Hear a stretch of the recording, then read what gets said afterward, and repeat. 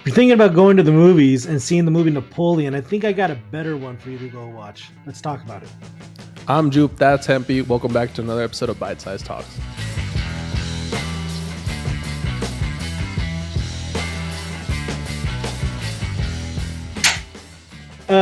So one of the big movies of the fall just came out, Napoleon.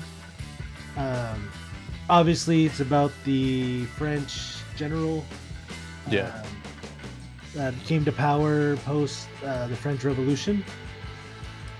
Have you seen the previews for this? I've seen a couple of them. They're the images look very high quality. I guess I would put it that way.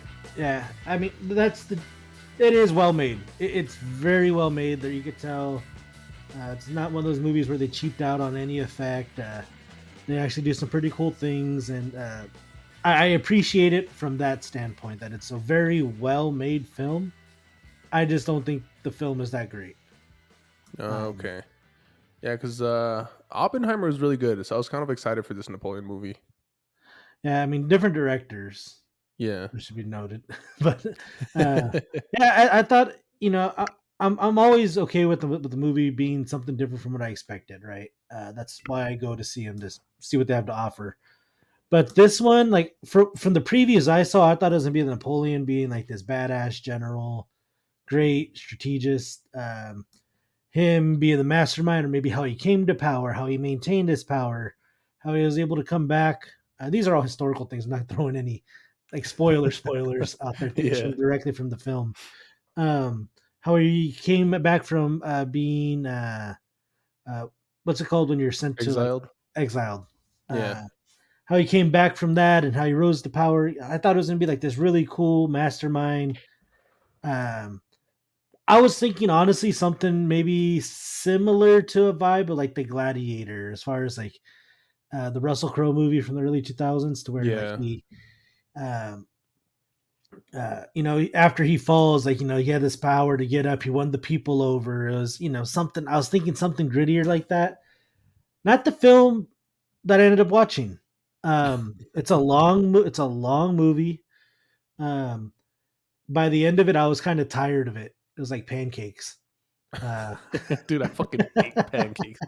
Pancakes are Fuck. cool. Like, I'm okay with one or two. Like like Not if you're driving though. oh yeah, but like if you have a good pancake, it's not bad. But by the end, like nobody's excited for like, oh, I can't wait to have pancakes again, Yeah. right? And that's what leaves me feeling about this movie. Like I am not looking. I don't anticipate I'll ever watch it again. Um, decent. Like it's worth, I guess, a watch because again, it's just a high quality movie. But you don't need to rush out to see this. It'll probably be. I mean, they spent like 200 million making it. I think it Fuck. only brought in 42 Damn. million in its first 5 days. Yeah, Um, yeah. and I think it'll be streaming pretty quick, so I wouldn't rush out to go see it. It's not one of those movies that like you walk out and go, "Wow, that was good." Yeah. Um, What do you give it out of 10? Dude, I put it right in the middle just for the fact that it's such a high quality film. Mhm. I would give it a 5 out of 10.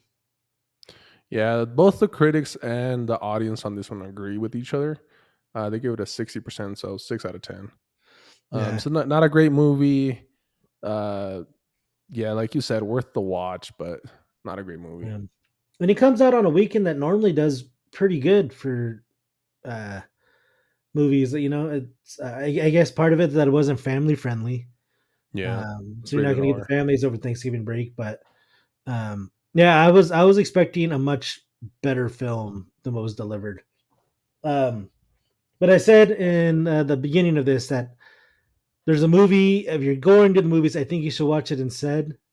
It's probably a movie you haven't heard of it. I think it just got like over the weekend got released on a widespread, hit like 2,000 theaters.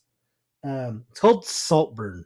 It's a weird name, um, but it's a really good movie. Like it's not good in the classical sense. It's good because it's weird. It's creepy. It's like So what other movie reminds you of that one? If you could think of just like any movie where there's like a stalker vibe to it, like the Oh, dude, person have you who, watched You, the series? yeah, yeah. Like that So one? yeah, something like that, to where like somebody's manipulating their way into interactions, Yeah. right? Um, it has that vibe. It has the vibe of the kid who's on scholarship gets invited to the rich kid's house for winter break, and he's like, "Oh wow, you guys have all like this is all free." This like that amazement of that like that luxury, first class world. Yeah. It has that disparity in it. Um, it's such a like a overly like dark movie. Has very dark themes to it. It could be kind of twisted at times, but dude, it punches through with these freaking like comedic rays of light that just kind of Yeah. come bursting out of it, like bursting in, bursting out. And that's what throws you off rhythm, because you're watching it, you're like, oh man, that's kind of creepy, or that's kind of weird, it's a little eerie. Yeah. And then you start laughing about something. Um, Yeah, I saw it was a comedy drama movie. yeah, but like it has like all these different elements in it. And I've heard some other people say like it's trying to do too much, and I could kind of see that. But it had me thinking the whole time. Um, it takes you through like just some like dude, like you feel disgusted at times by it. You're just like, dude, what in the Is it world? because of the gore, or is it because of the No, no gore. Yeah, Like okay. nothing like that. Like sometimes it's just like gross. Sometimes it's just like perverted gross. Oh, Like, okay, I see what you mean, like yeah. um, and I think everybody in the theater I was watching at one time like kind of cringed. You kind of laughed at a point where like you wouldn't normally think they try to put humor there. Yeah. But I walked out going like, "Damn, that like I want to watch it again in probably about a month's time or whenever it comes out on a streaming platform, because I think it'd be worth it to kind of like go back and like, okay, was it as good as what I thought it was, or was it something? But it was so different, and that's the thing. You'll watch this movie and it's hard to really pin it against something else. Okay. Um, you can Venn diagram it, and it's gonna have just a small overlap with other things, but I just thought it was interesting. I do. It's probably one of the strongest reviews I've given in a while, but Oh, I think shit. it's worth going out. I give it a solid like 9 out of 10. Damn, you're a little high. So, the critics on this one, they give it a 69%, which is, basically a 7 out of 10, and the audience actually gives it a 76%, which is basically an 8 out of 10. Yeah, But it's ranking pretty high up there. People are liking this one. and I think what could throw some people off is uh, maybe some of the sexual things about it, some of the nudity in it, but it just kind of it's this weird, creepy, slow burn, odd feeling of a movie, dude. It's so hard to place. Um, I might have to go watch this weekend then. I told you should have watched it this past weekend so we could I talk so about I went to it. go watch Hunger Games. That movie was good. It was good. It was long, but it was a good movie. What'd you give that? What would Hunger you give it? Games, I would give it probably an 8 out of 10. That's exactly what I scored it at. Okay, Um, yeah. yeah. Yeah, So so again, I think that's another strong option rather than going to see Napoleon. yeah. Yeah, no, really good movie. First 2/3 of the movie really had me hooked. The last part kinda threw me off, but it was a good movie overall. I really think if a movie's going to be like once you hit past 2.5 hours, offer an intermission. Can we bring an intermission back? Like all it has to do Yeah, with be is a 10 minutes, so you could get up, use the bathroom, do whatever to stretch. Imagine people who like to smoke would like to appreciate being able to go out, smoke a quick cigarette, or yeah. um, Or if you're someone like me that has a small bladder, you probably wanna go to the bathroom pretty soon. yeah.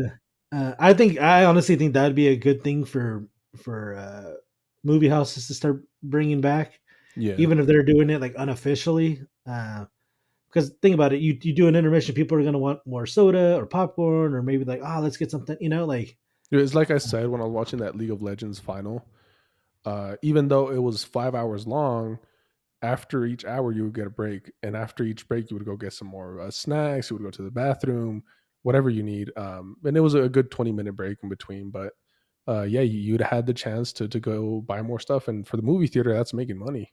That's where they That's make their money. So that's the only place they really do make money yeah, so is off for of them, that. it works out because there people are going out and buying more stuff, even if it is 5 hours long.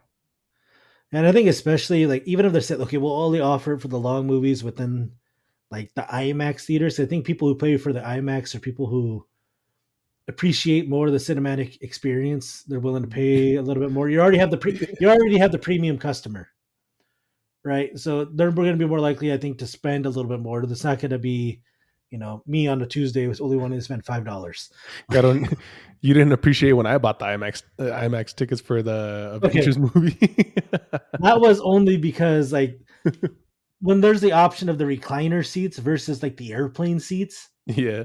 I'm always team recliner seat. Like the fact that like every time somebody walked by, like I had to sit there, like because my legs are pretty long, so like they're like either they like on an airplane they're always touching the seat in front of me, or they're like nearly touching the seat, like in a movie theater. It's like, dude, I'd rather be stretched out, especially for Endgame, which is a 3 hour movie. Yeah, it was a 3 hour Like, movie. yeah, dude, come on, let me put my legs up, man.